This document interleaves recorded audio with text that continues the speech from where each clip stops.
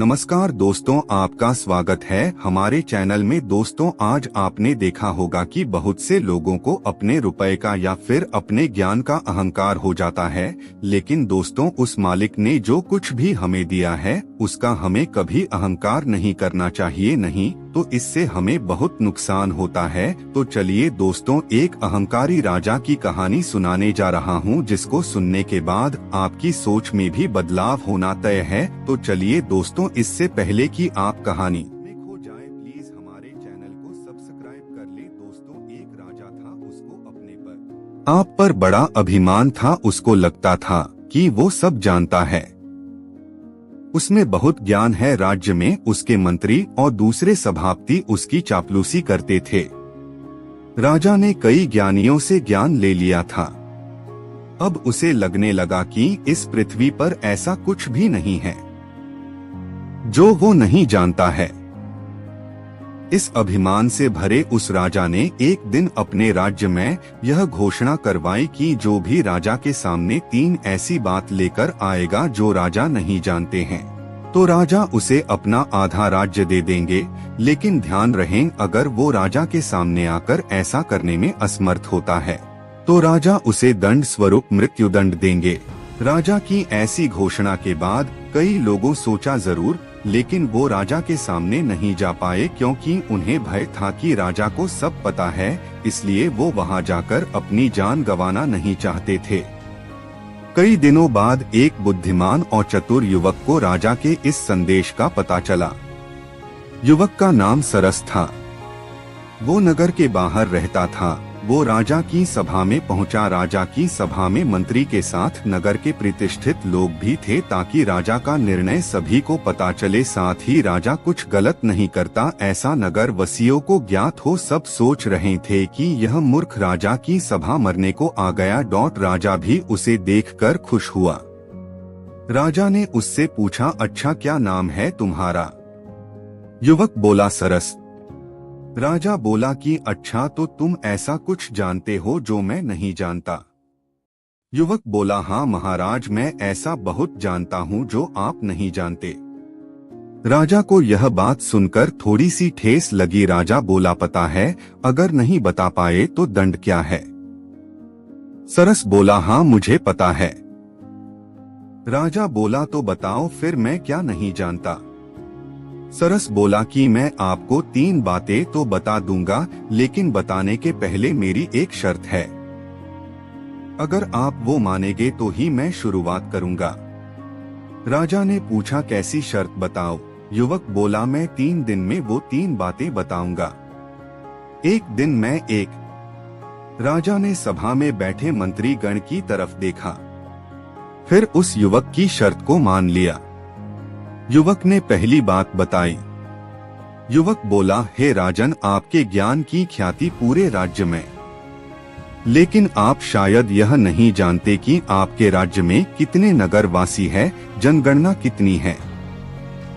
राजा के चेहरे पर थोड़ी शिकन आई, लेकिन फिर उसने अपने मन से कोई भी एक संख्या बता दी और बोला कि तुम्हें क्या लगता है, मैं नहीं जानता था कि मेरे राज्य में लोगों की संख्या कितनी है? कुल 5,23,937 लोग हैं। दरबारी राजा की वाह वाह करने लगे, सभी खड़े हो गए। युवक बहुत चतुर था, वो हंसने लगा। राजा उसको हंसता देख राजा बोला, क्या मृत्यु के भय ने तुम्हें पागल कर दिया है जो हंस रहे हो? युवक बोला, नहीं, मेरी मृत्यु आज तो नहीं है, क्योंकि आपका जवाब गलत है। अभी यहाँ आने के पहले पास के गांव के बुजुर्ग मनोहर काका का स्वर्गवास हो गया था, और पास के गांव में ही आज 3 नवजात शिशु का भी जन्म हुआ है। क्या नवजात आपके राज्य में नहीं आते महाराज? सभा में थोड़ा शोर हुआ। एक मंत्री बोला, तुम चतुराई कर रहे हो, जीवित और मृत का आंकड़ा तो प्रतिदिन बदलता रहता है। युवक ने मंत्री से कहा कि क्या मैं गलत हूँ? आप बस इस बात का उत्तर दीजिए। राजा की सभा में विचार विमर्श हुआ। सभा में मंत्री के साथ आम जनता के प्रतिष्ठित लोग होने के कारण युवक को आसानी से गलत नहीं ठहराया जा सकता था, इसलिए युवक की एक बात सही ठहराई गई। युवक चला गया और कहा कि मैं अगले दिन फिर आऊंगा। राजा को थोड़ी चिंता होने लगी। उसने कहा कि इस युवक पर नजर रखी जाए, साथ ही ऐसे आंकड़े संबंधित जानकारी रात में संशोधन करके मुझे बताई जाए।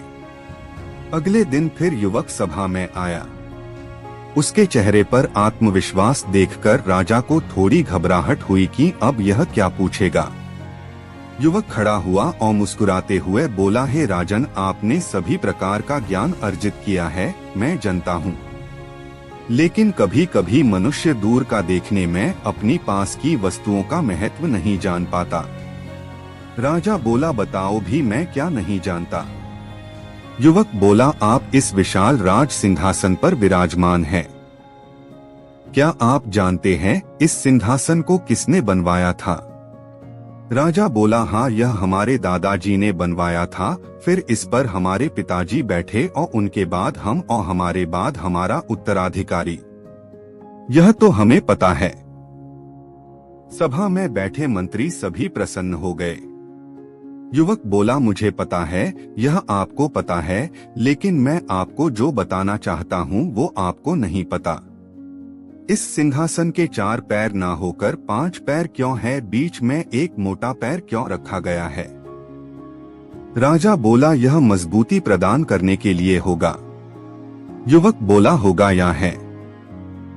राजा के चेहरे पर हवाइयां उड़ गई। बोला, यह मजबूती के लिए ही है। तुम अब ज्यादा चतुराई दिखा रहे हो। युवक बोला, नहीं महाराज, मैं आपको बता देता हूँ, आपके दादा पुष्कर नाथ महाराज ने करीब 50 सालों तक इस राज्य पर राज किया। उनके 50 साल पर यह सिंहासन उन्हें उस समय पुरस्कार स्वरूप मिला था।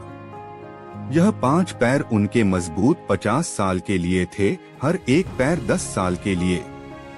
राजा अपने सभापतियों की तरफ गुस्से से देखता है कि उन्होंने यह बात उसे क्यों नहीं बताई। राजा उस युवक को बोलता है, तुम्हारे पास इसका क्या प्रमाण है? तुम अभी तो युवक हो, इतनी पुरानी बात तुम्हें कैसे पता है?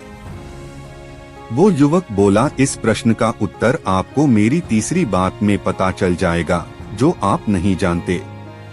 अभी मैं चलता हूँ।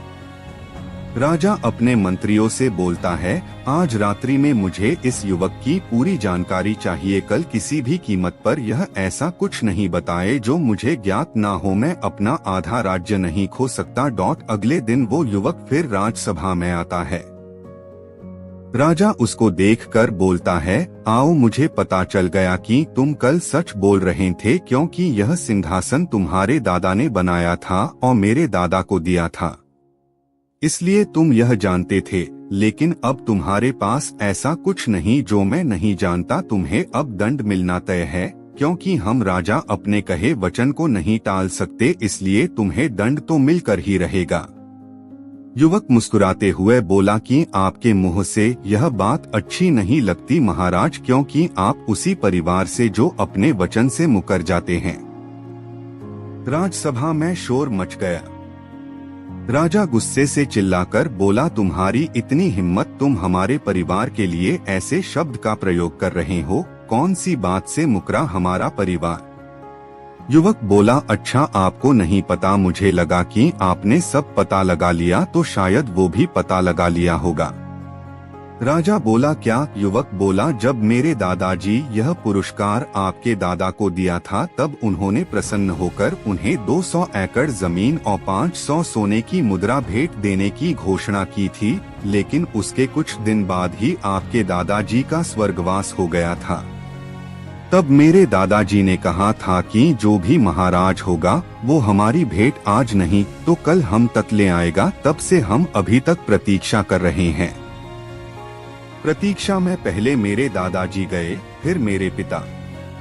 आपने यह घोषणा करवाई तो मुझे लगा कि यह सही अवसर है आपको यह भी बताने का। ऐसे तो आपको सब ज्ञात है। अब आपको अगर यह नहीं पता था तो मुझे आधा राज्य दीजिए, और अगर पता था तो पहले आप अपने दादाजी की बात रखेंगे या अपनी। यह निर्णय मैं आप पर छोड़ता हूँ, आप जो भी लेंगे मुझे स्वीकार है। राजा को भरी सभा में यह सब सुनना पड़ा। राजा को अपने पूर्वज का भी सम्मान करना था, नहीं तो उसकी छवि खराब हो जाती। साथ ही अगर वो कहता कि उसे नहीं पता था तो उसे आधा राज्य देना पड़ता। राजा अपने ही जाल में फंस गया था। उस युवक के चेहरे पर मुस्कान थी, उसे पता था कि अब उसे मृत्युदंड तो नहीं मिलेगा। राजा ने कहा कि यह भी मुझे पता है, लेकिन पता होने के बाद भी मैं इस युवक को दंड नहीं दे रहा, क्योंकि पहले मैं अपने दादाजी का दिया वचन पूरा करूंगा।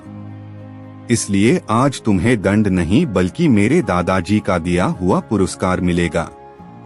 सभा में तालियां और राजा की जय जयकार हुई, लेकिन राजा उस युवक की तरफ ही देखता रहा और खुद को इस तरह का प्रयोजन करने के लिए कोसता रहा। दोस्तों, कहानी कैसी लगी हमें कमेंट करके जरूर बताएं और ऐसे ही ज्ञानवर्धक वीडियो देखने के लिए प्लीज हमारे चैनल को